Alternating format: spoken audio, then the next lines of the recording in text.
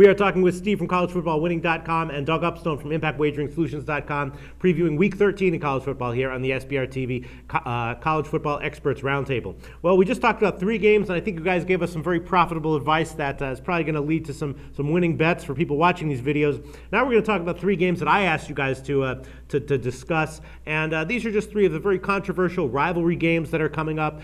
They're interesting lines, interesting games. I'm not sure if you guys are going to have any kind of lean or strong opinion on them, but we'll see what you have to say about them. The first one, Arkansas at LSU. I guess this isn't a rivalry game, but it's LSU number 1, Arkansas now ranked number 3 in the country, and they've kind of been a little bit of an under the radar top 5 or top 10 team, if something like that can exist. LSU is now a 12-point home favorite, and the line has bounced around. It opened 13.5, went down to 11.5, now it's up to 12. So there's definitely some conflicting opinion here. Some people are saying that Arkansas has not seen a secondary as good as LSU's, and that's going to neutralize them in a way they haven't been neutralized so far this year. I'm not so sure about that. I think I would lean Arkansas plus 12. Steve, what do you think?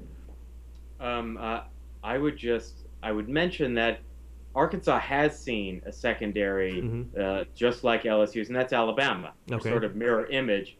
And if you recall, I've been talking about Arkansas kind of a lot on this show this year, and I keep mentioning how they are not a good team away, when they are truly away, which has not happened many times, not in a neutral site like against Texas A&M, but truly in someone else's home.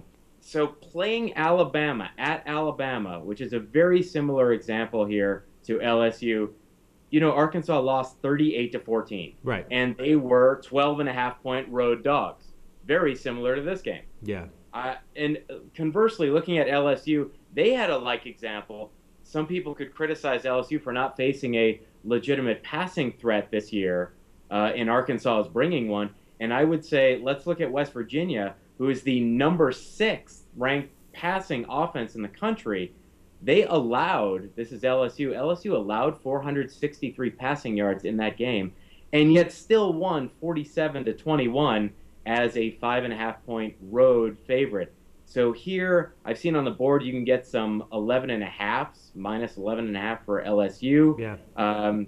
I am thinking right now that I am willing to lay 11.5 on LSU, and that's going against public opinion right now. The public is coming in more on Arkansas, but you absolutely cannot sleep on LSU. And the question is that number, can LSU cover that? And based on the examples of Arkansas at Alabama and LSU at West Virginia facing similar teams, I think LSU can do it.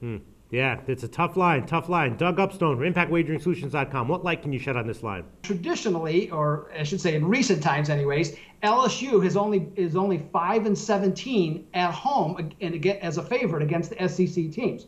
But this is really a different LSU team altogether. One of the things that Coach Les Miles is going to do right from the start, he's going to find out what kind of men that Arkansas has by running the ball right at them. And that's going to set the tone, okay, for this particular game. You can run on Arkansas, especially when you go right at them. Now, one of the things that I have tracked from my Impact Wagering Solution customers all year is the top 7 defenses in the yards per points allowed.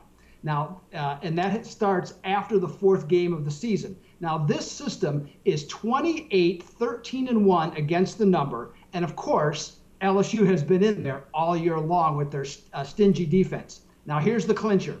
LSU is 6-0 against the number if they won their last game this season by 28 or more points. The Tigers take care of business and march to Georgia to face the Bulldogs. All right. Well, maybe we do it. Maybe we do have some value on this line. I wasn't necessarily expecting it, but thanks, guys.